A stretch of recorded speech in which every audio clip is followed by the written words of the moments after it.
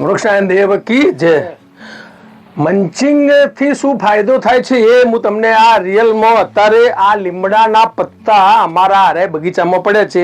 આ બેને ભેગા કર્યા છે. આ બેન આમ કચરામાં નાખી દે, પણ અમે છેલ્લા ઘણા વર્ષોથી આ મંચિંગના પ્રયોગથી 50% ભેજ આ મંચિંગના કારણે પાણી ઓછું જોઈએ છે અને 1 વર્ષ પછી એ ખાતરમાં રૂપાંતર થાય છે. એનો તમને આ દાખલો સિમ્પલ આપું તો અમે આ વડેલિયા 1 લાખ વડેલિયા વાવી છે અને આ વડેલિયાને અમે ડ્રીપ ઉપર જ કરી છે.